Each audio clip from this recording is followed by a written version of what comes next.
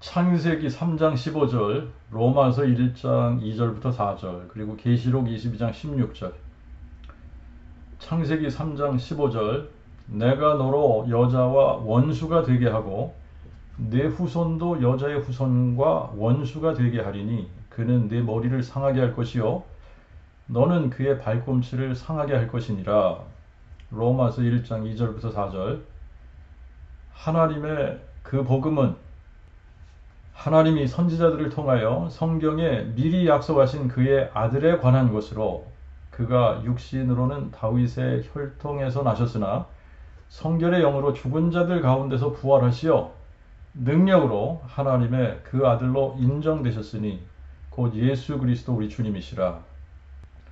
계시록 22장 16절, 나 예수는 내 천사를 보내어 교회들을 위하여 이것들을 너에게 증거하게 하였노라. 나는 다윗의 뿌리요 자손이니 곧 광명한 새벽별이니라. 스스로를 기독교인이라고 생각하는 사람들 중에서 그 복음이 무엇인지 모르는 사람들이 거의 대부분이죠. 저 역시 신학을 하고 목회를 20년 할 때까지 그 복음을 모르고 목회를 했으니까요. 복음을 안다고 생각했고 잘 믿는다고 생각했는데 성경에서 이게 복음이야 라고 하는 그 복음을 깨닫고 나서 보니까 제가 그동안 알고 전했던 복음은 그 복음이 아니었었고, 그러면 그 복음이 아니라면 다른 복음인데 내가 다른 복음을 믿었던 거잖아요. 근데 이거를 인정하는 게 사람들에게, 특히 목사들에게는 쉽지 않은 일이죠. 그러나 그 복음이 너무 확실하게 깨달아져서 믿게 되면 그 복음을 몰랐었구나 시인하는 게 전혀 어렵지 않습니다. 왜냐하면 그 복음 앞에서는 자존심도 나의 의도 모든 것이 아무것도 아니게 되기 때문에 몰랐었다. 그러니까 내가 모르는 것을 어떻게 믿을 수 있냐? 나는 믿었던 게 아니다. 모르면서 안다고 착각을 했던 거다. 이렇게 시인하는 것이 조금 더 부끄러운 일이 아니라는 거예요. 저는 다른 복음을 열심히 전했던 사람 중에 한 사람입니다. 그래서인지 그 복음을 깨닫는 순간에 나는 한 번도 예수를 다윗의 뿌리요 자손이라고 선포하는 것이 그 복음이라고 생각해 본 적이 없단 말이죠. 그리고 이게 그 복음이라고 전해 본 적도 없어요. 다윗의 뿌리가 다윗의 자손 되셔서 사망을 삼키고 승리한 것이 그 복음이라고 전해 본 적이 없기 때문에 어쩌면 이것이 딱 깨달아지는 순간에 다르구나 하는 것을 단번에 알았고, 로마서 1장 2절부터 4절 말씀이 정확하게 하나님의 그 복음을 정의 내린 것이라는 것이 쓰여졌기 때문에 이게 부정할 수도 없고 피할 수 없잖아요. 계시록 22장 16절을 읽는데 아무리 제가 여러 번 이 부분을 읽었어도 예수께서 교회들에게 알리기 원하셨던 것이 예수님을 다윗의 뿌리요 자손이라고 알리고자 하셨던 것임을 그 복음이 깨달아지고 나서야 이게 보이게 됐던 겁니다.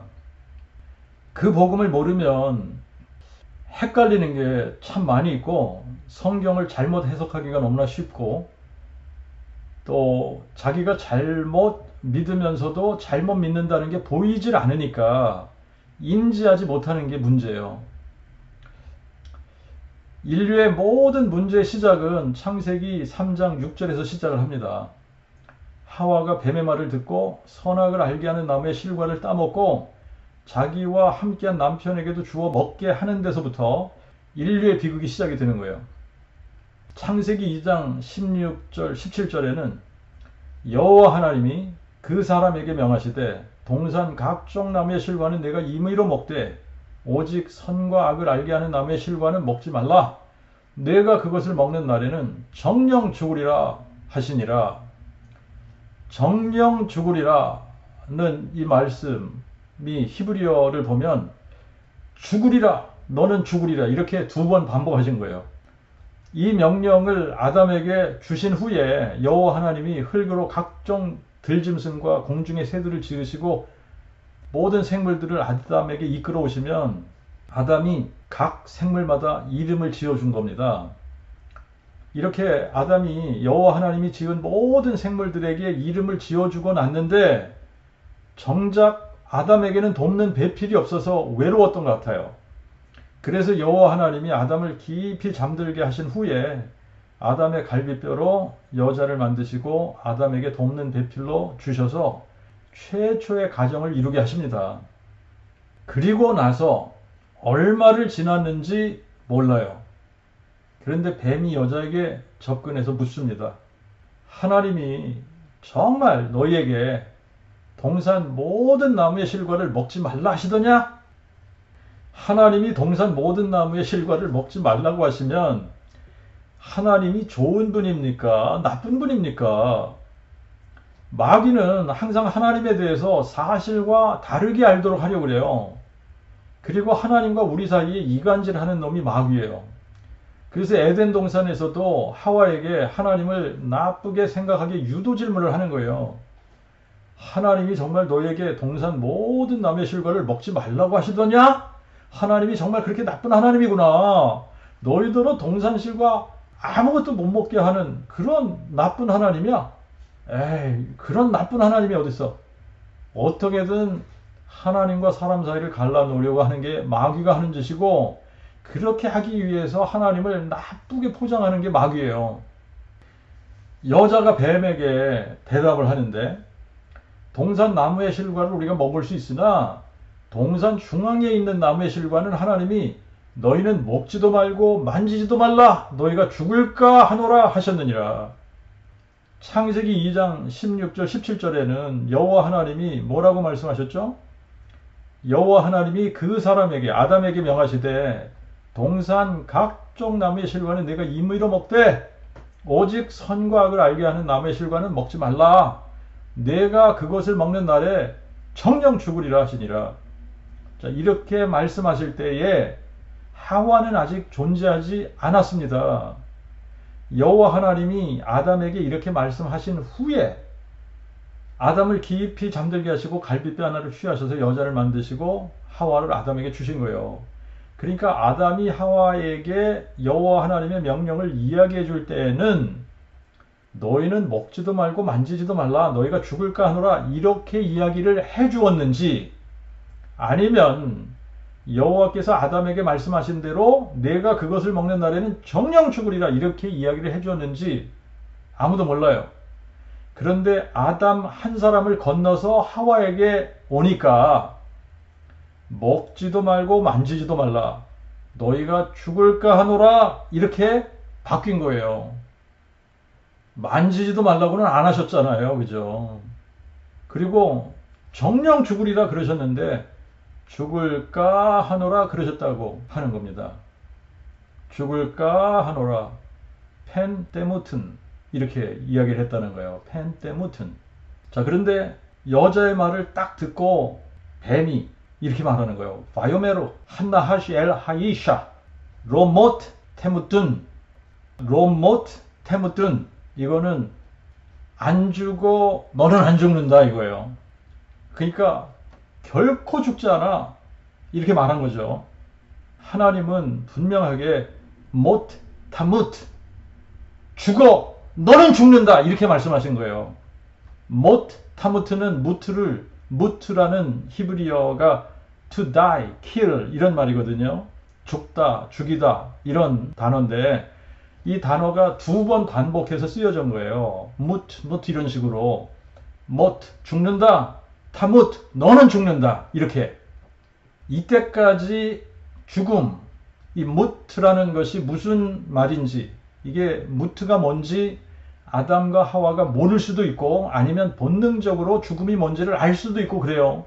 하지만 아직 죽음이라는 것이 무엇인지 경험적으로는 알지 못한 상태에서 여호와 하나님이 선악을 알게 하는 나무의 실과를 먹으면 못 죽고 타무트 너는 죽는다 이렇게 말씀을 하셨는데, 뱀이 여자의 말을 듣고 여자에게 로못 테무튼, 안 죽어 너희는 안 죽어 이렇게 말한 거예요. 하나님의 말씀에 정반대되는 말을 한 거예요. 하나님의 말씀에 반대되는 말을 하거나 하나님의 말씀과 다른 말을 하는 것은 모두가 다 마귀로부터 나오는 말입니다. 하나님께서 자신이 하신 말씀에 반대되는 말이나 자신이 하신 말씀과 다른 말을 하시겠습니까? 이 부분을 우리가 심각하게 생각해야 되는 부분입니다.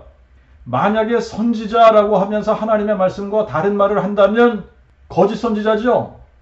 만약에 사도라고 하는 사람이 하나님의 말씀과 다른 말을 하면 거짓 사도입니다.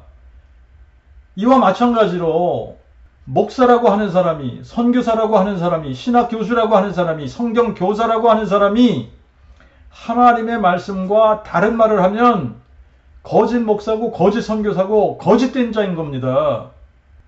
그런데 문제가 있어요. 우리가 하나님의 말씀인지 아닌지를 알려면 우리 자신이 성경을 읽고 하나님의 말씀을 알아야 저 사람이 하는 말이 하나님의 말씀과 같은 말인지 아니면 다른 말인지를 분별할 수 있는데 대부분의 기독교인들은 성경을 잘 안 읽습니다.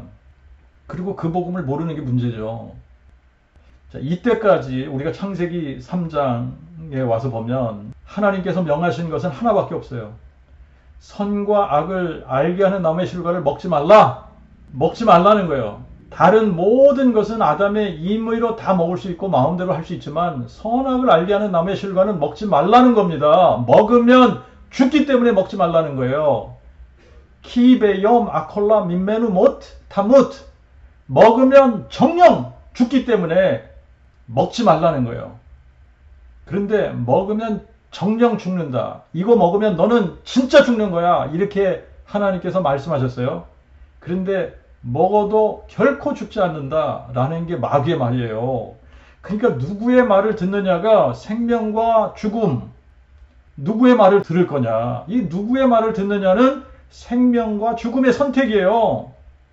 여기서 마귀가 한마디를 더 합니다. 이는 너희가 그것을 먹는 날에는 너희의 눈이 밝아 하나님과 같이 되어 선과 악을 알 줄을 하나님이 아심이니라. 하나님이 먹지 말라고 한 이유를 하나님은 이렇게 말씀하셨어요. 먹으면 죽기 때문이야. 먹으면 죽어. 그러니까 먹지 말라는 거야. 이렇게 말씀하셨어요. 그런데 마귀는 또 거짓말합니다. 하나님이 먹지 말라고 한 이유를 그것을 먹는 날에 너희 눈이 열려서 너희가 하나님같이 되어서 선과 악을 알기 때문이야. 이렇게 말한 겁니다.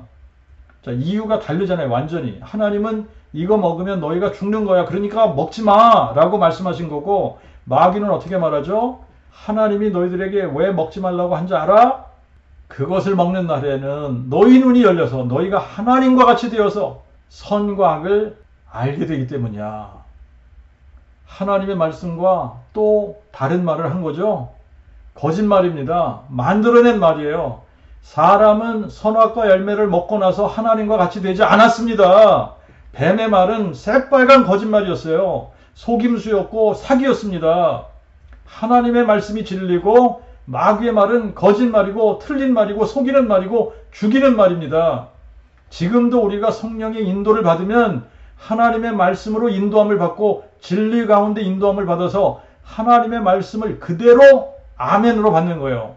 하지만 마귀의 인도함을 받으면 하나님의 말씀과 다른 말을 들어요. 거짓말을 듣습니다. 속이는 말을 듣습니다. 그래서 자기를 죽이는 말인데 그 말을 듣고 따르는 거예요.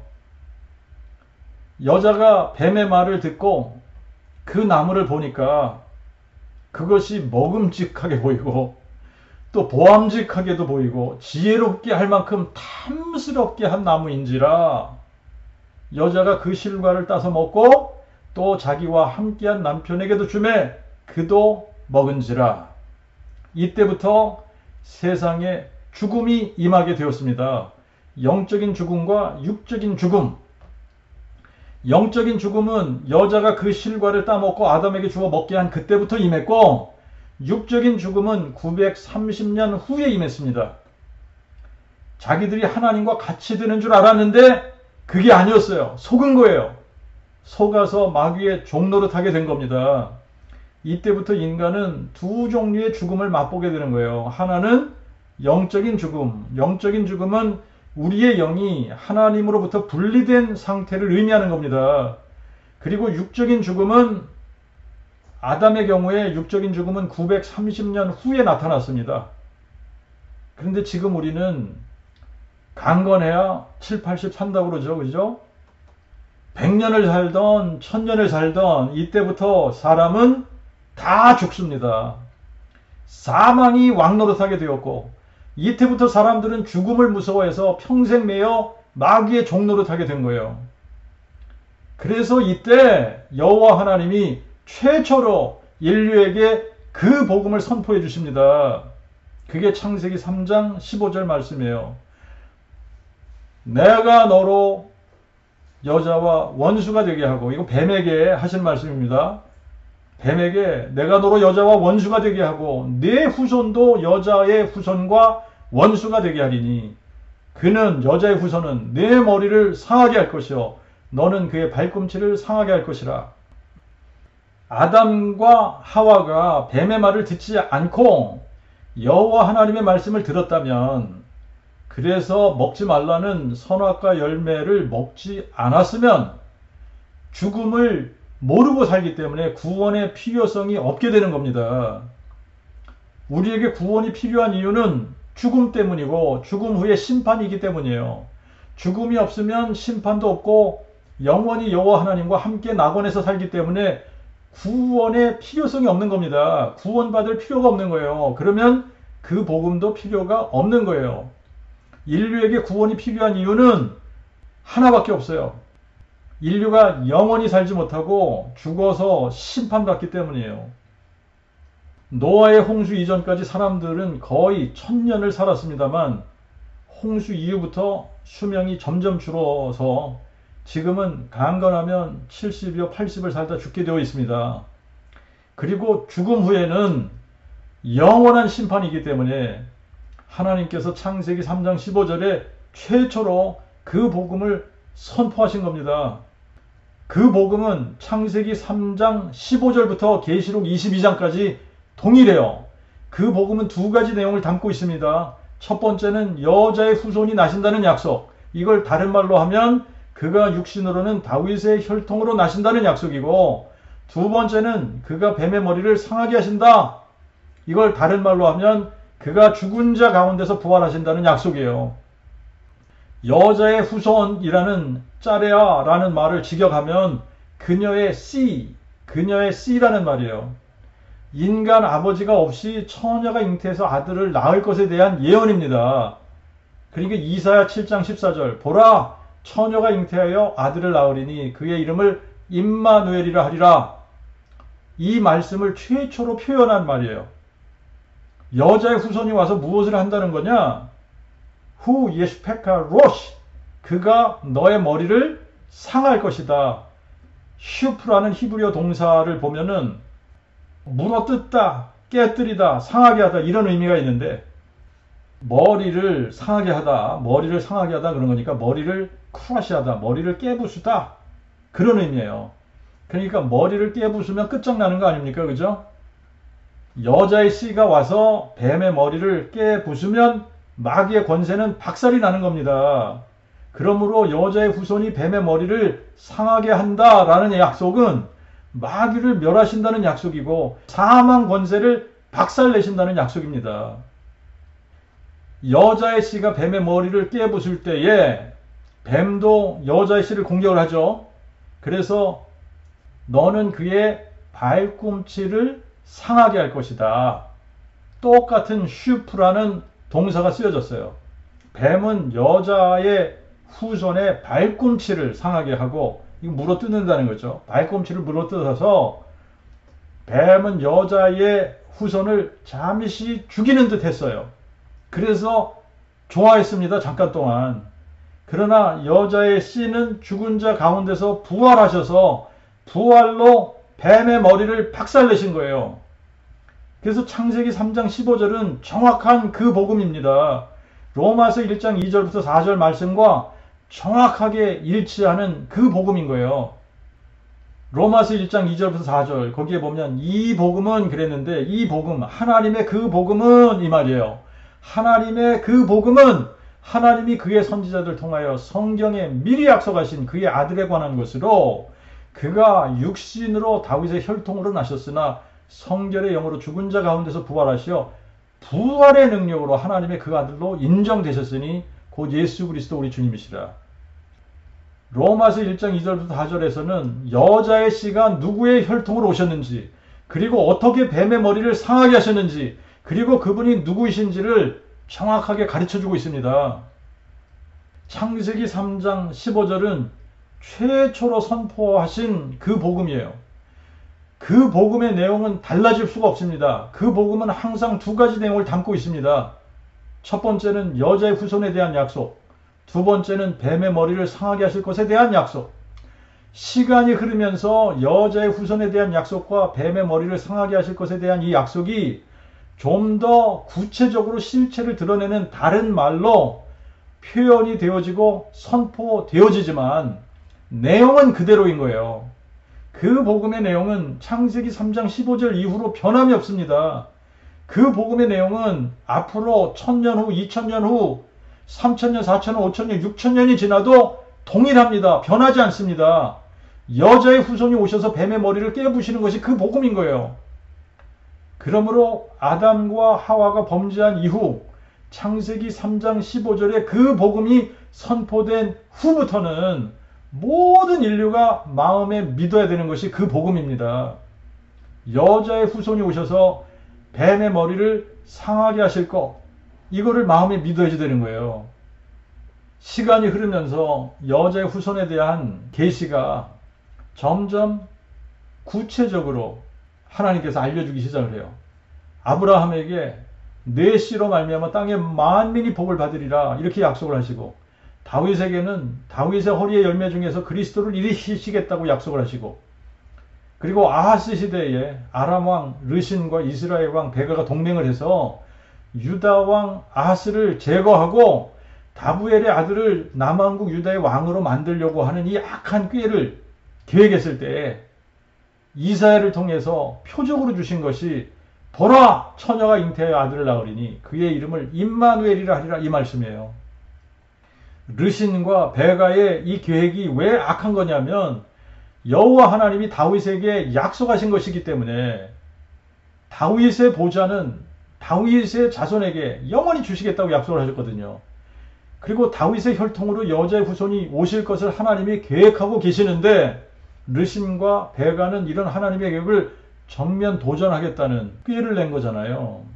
그게 문제가 되는 거예요. 그들이 연합해서 남왕국 유다를 쳐들어와서 견고한 성읍들을 부수고 백성들을 포로로 잡아가고, 그럴 때도 하나님께서 이것을 허락하셨습니다. 하지만 허락이 안 되는 것이 있어요. 다윗의 보좌를 자기들이 패하고 다부엘의 아들을 왕으로 삼겠다. 이거는 하나님의 뜻을 패하겠다는 계획이기 때문에 허락될 수 없는 계획인 겁니다. 악한 계획인 거예요. 그래서 르신도 망하고 베가도 호세아의 반역으로 죽임을 당하고 호세아가 이스라엘의 마지막 왕이 되어서 호세아 9년에 아수르 살마네ser에게 망하게 됩니다. 그 이후에는 북왕국 이스라엘이 나라를 이루지 못해요. 그래서 하나님의 뜻은 이루어지고 맙니다. 하나님의 뜻을 정면으로 도전하면 다 망하게 돼요. 이사야 7장 7절에 대주제 여호와의 말씀에 이 도모가 서지 못하며 이루지 못하리라. 이 도모가 뭐냐면 아람 왕 르신과 이스라엘 왕 베가가 악한 꾀로 유다를 쳐서 파하고 다부엘의 아들을 세워서 왕을 삼자라고 하는 그 도모인 겁니다. 그래서 이 도모가 서지 못하며 이루지 못하리라고 하시면서 65년 내에 에브라임은 패하여 다시는 나라를 이루지 못하리라, 그렇게 말씀을 하셨는데 그대로 이스라엘은 호세아 9년에 사마리아가 함락당하고 그 이후로는 나라를 이루지 못했어요. 여자의 후손이 오셔야 뱀의 머리를 깨부수게 되기 때문에 여자의 후손은 꼭 오셔야 되는 거예요. 여자의 후손이 아브라함을 통해서 오시고 또 다윗의 혈통으로 다윗의 허리의 열매 중 하나로 오실 것을 밝혀주셨어요. 그런데 이사야 7장 14절에 보니까 여자의 후손이 임마누엘이라는 겁니다. 임마누엘은 하나님이 우리 가운데 육신의 장막을 치시는 분이에요. 우리와 함께 하시기 위해서 우리 가운데 육신의 장막을 치시는 분이 여자의 후손이라는 겁니다. 그리고 이사야 9장 6절에 가서 보니까 더 정확하게 이 부분을 계시해 주시는데, 한 아기가 우리에게 낳고 한 아들을 우리에게 주신 바 되었는데 그의 어깨에는 정사를 메었고 그의 이름을 기묘자 모사, 전능하신 하나님, 영존하신 아버지, 평강의 왕이라 부를 것이라. 처녀가 잉태해서 한 아기, 한 아들을 낳으면 그 아기가 바로 기묘자 모사이시고, 그 아기가 바로 전능하신 하나님이시고, 그 아기가 바로 영존하신 아버지라는 겁니다. 우리의 영존하신 아버지, 전능하신 하나님은 여호와세요. 여호와. 그러니까 여호와께서 여자의 후손으로 오시겠다는 약속이 그 복음인 거예요. 하나님이 세상에 사람으로 오시기 위해서는 처녀의 몸을 통해서 오시는 겁니다. 그런데 그 처녀가 아브라함의 혈통이래야 되고 다윗의 혈통이래야 되는 거예요. 누가복음 3장 23절부터 38절에 보면 마리아는 아브라함과 다윗의 혈통에서 다윗의 아들들 중에 나단이라는 다윗의 아들의 혈통으로 태어나서 처녀의 몸에 성령으로 잉태해서 아기 예수를 낳게 된 겁니다. 그래서 누가복음의 계보를 보면 정확하게 예수는 다윗의 자손이면서 뿌리, 다윗의 뿌리가 하나님이시잖아요. 그러니까 다윗의 뿌리이신 하나님이 다윗의 자손으로 태어나시는 거예요. 여호와 하나님은 전능하신 하나님이시고 기묘자 모사이십니다. 그래서 예레미야 22장 24절부터 30절에 여고냐에 대해서 이렇게 말씀하시는 거예요. 나의 삶을 두고 맹세하노니 유다 왕 여호야김의 아들 고니야가 비록 내 오른손에 인장 반지라 할지라도 내가 빼어 나 여호와의 말이라 네 생명을 찾는 자의 손과 너의 두려워하는 자의 손 곧 바벨론 왕 느부갓네살의 손과 갈대인의 손에 주리라. 이 사람 고니야는 천대받는 부서진 우상인가? 좋지 않은 그릇이냐? 어찌하여 그와 그 자손이 쫓겨나서 알지 못하는 땅에 들어갔는고? 땅이여 땅이여 땅이여 나 여호와의 말을 들을지어다. 나 여호와가 이같이 말하노라. 너희는 이 사람이 자식이 없겠고 그의 평생에 형통치 못할 자라 기록하라. 이는 그의 자손 중 형통하여 다윗의 위에 앉아 유다를 다스릴 사람이 다시는 없을 것임이니라. 이 말씀을 언뜻 보면 하나님이 자기 자신이 다윗에게 맺은 언약을 깨뜨리는 듯한 말씀처럼 보입니다. 하지만 이것은 여호와께서 여자의 후손으로 이 세상에 오셔서 다윗의 보좌에 영원히 앉기 위해서 필요하기 때문에 여고냐에 대해서 이렇게 저주를 내리신 거예요. 이 말씀으로 인해서 이제는 다윗의 보좌에 앉으려면 다음과 같은 조건이 갖춰져야만 다윗의 보좌에 앉을 수 있게 됩니다. 첫 번째 조건은 다윗의 혈통이래야 돼요. 근데 두 번째 조건은 여고냐의 혈육이면 안 되는 거예요. 다윗의 혈통이래야 되는데 여고냐의 혈육이면 안 되는 겁니다. 그런데 왕이 되려면 여고냐의 계보에 올라야지 합법적으로 왕이 되는 거니까 세 번째 조건이 다윗의 혈통은 다윗의 혈통인데 여고냐의 혈육은 아니면서 합법적으로 다윗의 보좌에 오를 수 있는 여고냐의 자손으로 호적에 올라야지 되는 거예요. 그러니까 이 세 가지 조건이 갖춰져야만 이제부터는 다윗의 보좌에 오를 수 있게 되는 겁니다. 여고냐에게 아들이 없는 게 아니에요. 아들이 있습니다. 그런데 이 사람이 자식이 없겠고 평생 형통치 못할 자라고 기록하고 그의 자손 중에 형통하여 다윗의 위에 앉아 유다를 다스릴 사람이 다시는 없다!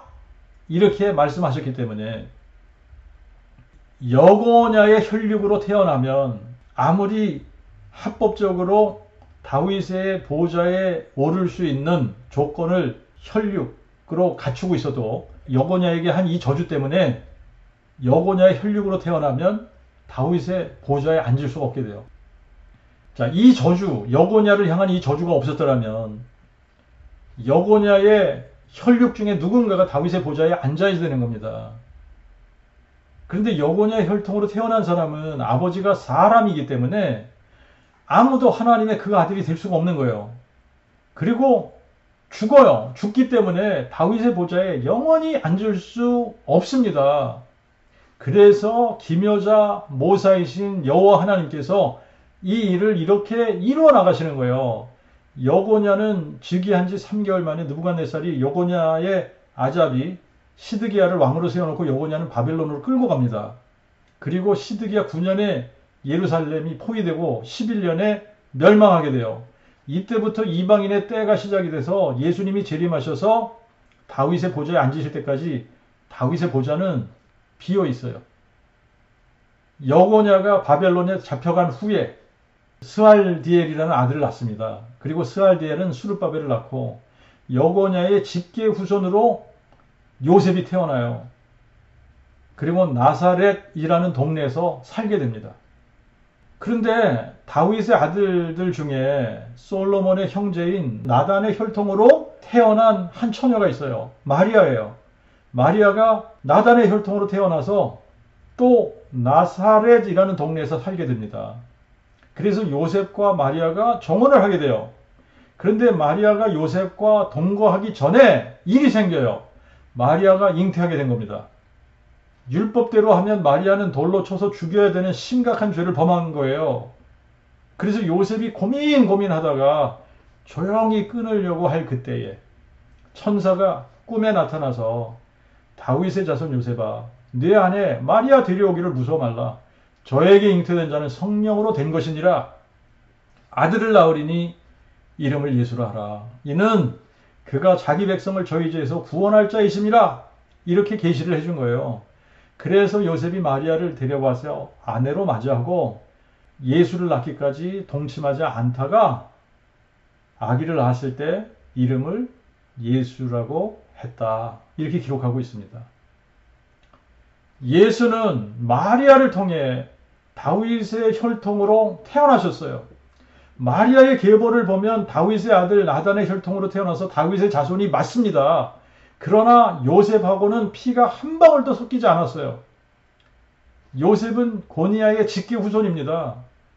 그러므로 예수는 다윗의 혈통이지만 고니아의 혈육은 아니면서 요셉이 마리아를 아내로 맞으면서 아기 예수를 자기의 호적의 아들로 올렸기 때문에 예수는 고니아의 저주를 피해 합법적으로 다윗의 보좌에 앉을 수 있는 모든 조건을 갖춘 유일한 다윗의 자손이 되신 거예요. 그리고 요셉이 예수를 자기 아들로 삼았기 때문에 사람들이 알기로는 예수를 요셉의 아들로 알았던 겁니다. 이렇게 창세기 3장 15절에 예언된 여자의 후손이 동정녀 마리아를 통해 이 세상에 오신 겁니다. 예수께서 정말 여자의 후손이라면 하셔야 될 일이 있죠. 뱀의 머리를 깨부수는 거예요. 창세기 3장 6절 이후로 아담과 하와는 영적인 죽음을 맞이했고 결과적으로 육적인 죽음도 서서히 맞이하게 된 겁니다. 그리고 아담과 하와의 후손으로 태어나는 모든 인류는 아담과 하와의 영적인 상태, 하나님 없는 상태로 태어나서 세상을 마귀의 종로로 타다가 살면서 죽어서 심판을 받게 되어져 있습니다. 이런 인류의 저주를 끊기 위해 여자의 후손을 약속하셨고 여자의 후손이 오셔서 뱀의 머리를 깨부수실 것을 약속하신 겁니다. 그래서 아담의 후손들은 창세기 3장 15절에 선포된 최초의 복음, 그 복음, 여자의 후손이 오셔서 뱀의 머리를 상하게 하실 것을 마음에 믿어야 구원을 얻고 하나님의 자녀로 회복되게 되는 겁니다. 아담의 후손들이 세상에 태어나기 시작했지만 가인은 그 복음을 마음에 믿지 않았고 아벨은 그 복음을 마음에 믿었기 때문에 하나님께서 아벨과 그의 제사는 받으셨던 거예요. 그러나 가인은 회개하고 그 복음을 마음에 믿기보다 마음을 마귀에게 준 거죠. 그래서 아벨을 쳐 죽이는 죄를 범하고 자신을 마귀에게 내어주는 삶을 선택한 겁니다. 아담이 셋을 낳았고 셋이 장성해서 에노스를 낳았을 때에 셋과 그의 식구들이 최초에 선포된 그 복음을 마음에 믿고 여호와의 이름을 부르기 시작을 했습니다. 그래서 셋의 혈통에서 에노스, 게난, 마할랄렐, 야렛, 에녹, 무드셀라, 라멕을 통해 노아가 등장을 했고, 세상을 물로 심판하실 때에 노아의 식구들만 방주에 들어가서 노아의 아들들로 새롭게 인류가 번성하기 시작을 한 거예요. 그래서 노아의 아들들 중에 셈을 통해 아브라함이 이 세상에 태어나고, 하나님께서 아브라함에게 언약을 주시는데 여자의 후손이 아브라함의 혈통으로 오실 것을 약속하신 겁니다. 아브라함의 후손으로 태어난 다윗에게는 또 여자의 후손이 다윗의 허리의 열매 중에 나실 것을 약속하신 거예요. 여자의 후손이 뱀의 머리를 상하게 해서 마귀의 사망 권세를 영원히 멸하실 것이다 라는 이 약속을 이사야 25장 8절에 이렇게 정확하게 말씀하셨어요.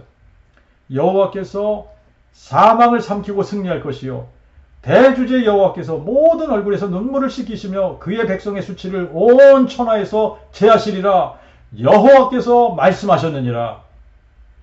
여호와께서 사망을 삼키고 승리하실 것이라는 말씀이 여자의 후손이 뱀의 머리를 상하게 하실 것이라는 말씀과 같은 의미입니다. 그러므로 예수께서 여자의 후손이시라면, 예수께서 여호와 하나님이 사람 되신 분이시라면 그분이 하셔야 되는 게 있어요. 꼭 하셔야 되는 게 있습니다. 사망을 삼키고 승리하셔서 뱀의 머리를 깨 부수셔야 되는 거예요.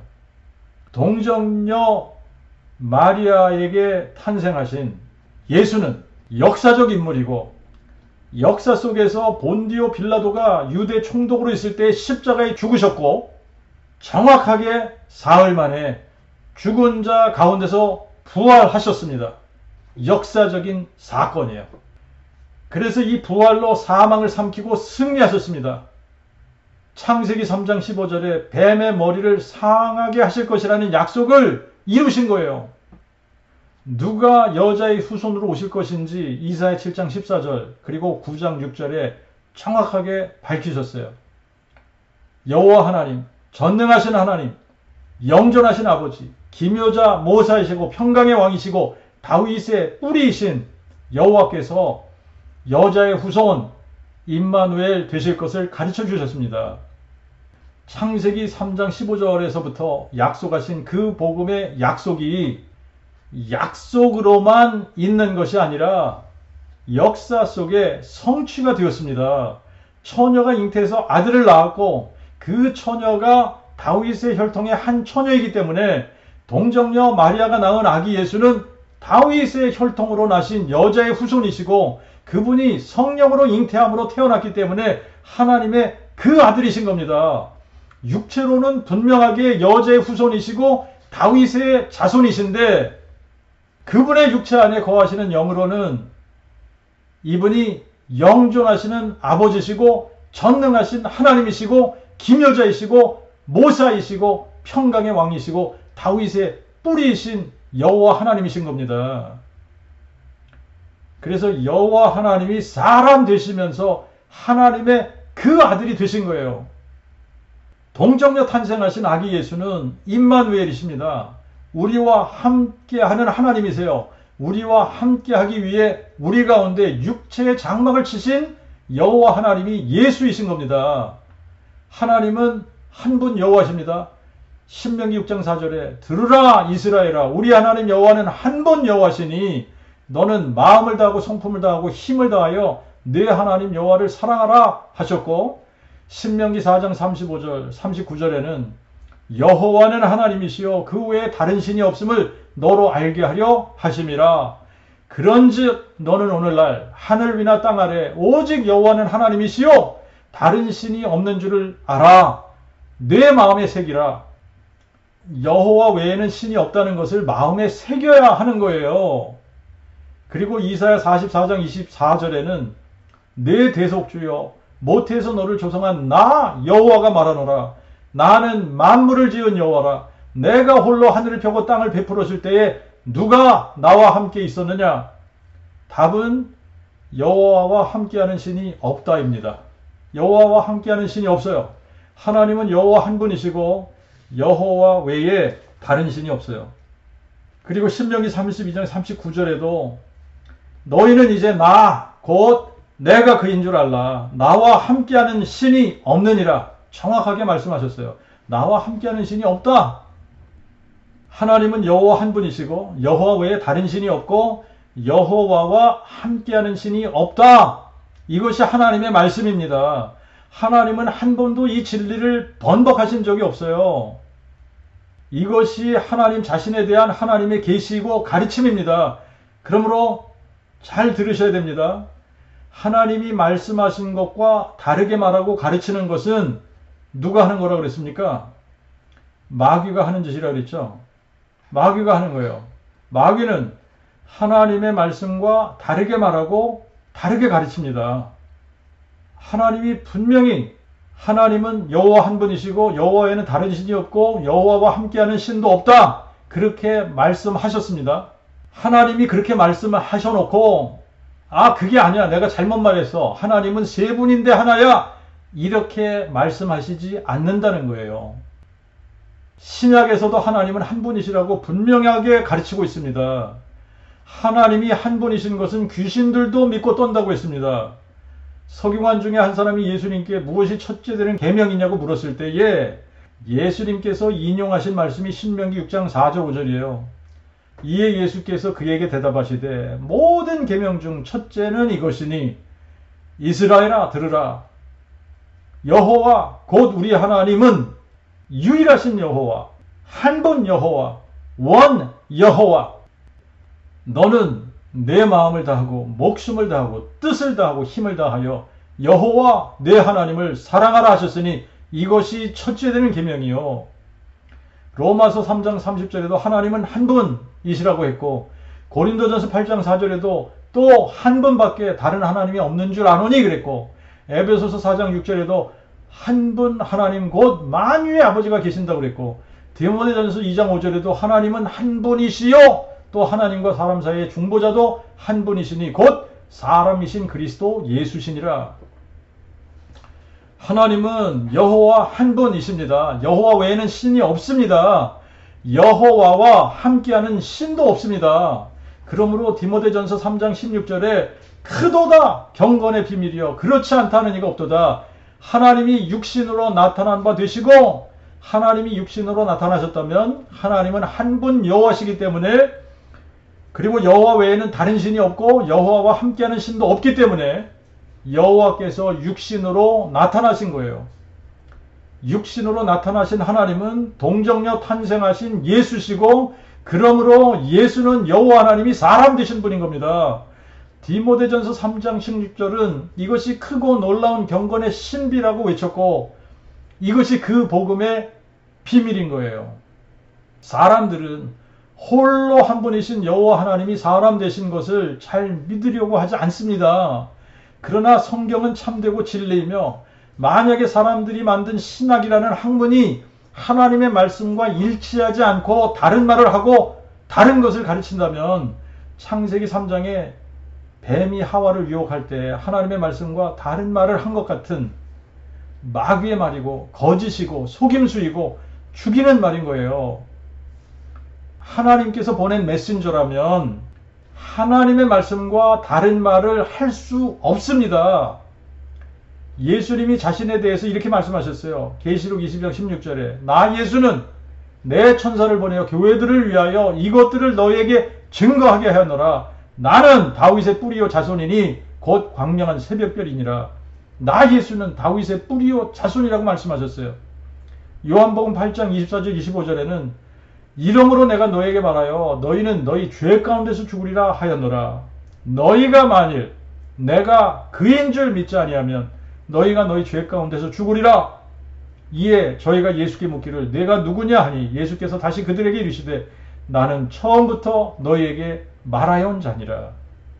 내가 그인 줄 믿지 아니하면 이 말은 내가 여호와인 줄 믿지 아니하면 이 말이잖아요. 처음부터 너희에게 말하여 온 자 여호와 하나님이라는 말이에요. 그런데 창세기 3장 15절부터 말하여 온 자가 여자의 후손이고 다윗의 자손 그리스도이시고 하나님의 그 아들이십니다. 근데 누가 여자의 후손이 되시고 하나님의 그 아들이 되시냐? 신비하게도 여호와 하나님이 동정녀 탄생하시면서 여자의 후손이 되시고 다윗의 자손이 되시고 하나님의 그 아들이 되신 겁니다. 여호와 하나님이 사람 되시면서부터 다윗의 뿌리와 자손이 되신 거예요. 다윗의 뿌리와 자손은 하나님이시면서 사람이시라는 말입니다. 디모데전서 2장 5절에 하나님이 한 분이시요 또 하나님과 사람 사이의 중보자도 한 분이시니 곧 사람이신 그리스도 예수시라. 하나님이 한 분인데 하나님이 사람 되셔서 하나님과 사람 사이에 중보자가 되셨다는 말이에요. 예수는 다윗의 뿌리요 자손이라는 말씀입니다. 예수는 사람만 되시는 게 아니라 사람이신데 하나님이시라는 얘기예요. 어떻게 그분이 사람이면서 하나님이 되실 수가 있냐? 사람이신 예수의 몸 안에 하나님이 거하시기 때문에 하나님이시면서 사람이신 겁니다. 그래서 나 예수는 다윗의 뿌리요 자손이라고 말씀하신 거예요. 이것을 다른 말로 표현한 것이 하나님과 주 예수 그리스도이십니다. 신약 성경을 읽다가 보면 자주 하나님과 주 예수 그리스도라고 기록한 것을 읽을 수가 있어요. 이거를 다른 말로 표현하면 다윗의 뿌리요 자손이라는 말씀이에요. 누가 다윗의 뿌리요 자손이십니까? 동정녀 탄생하신 예수. 예수님이 다윗의 뿌리요 자손이십니다. 예수님이 다윗의 뿌리요 자손이라는 증거는 부활이라는 역사적 사건이에요. 역사적 사실은 객관적인 증거입니다. 누군가가 꾸며낸 이야기가 아니라 모든 사람이 믿을 수 있는 사실이라는 이야기예요. 인류 역사의 죽은 자 가운데서 부활하신 분은 딱 한 분, 나사렛 예수십니다. 그러므로 예수는 창세기 3장 15절에 뱀의 머리를 상하게 하실 것이라고 약속하신 여자의 후손이시고 사망을 삼키고 승리하실 것이라고 약속하신 여호와 하나님이신 겁니다. 창세기에 살던 사람들도 그 복음, 여자의 후손이 오셔서 뱀의 머리를 상하게 하실 것을 마음에 믿어야 구원을 받았습니다. 아담도 아벨도 셋도 에노스도 에녹도 무드셀라도 라멕도 노아도 셈도 아브라함도 여자의 후손이 오셔서 뱀의 머리를 상하게 하실 것을 마음에 믿어야 구원을 받는 겁니다.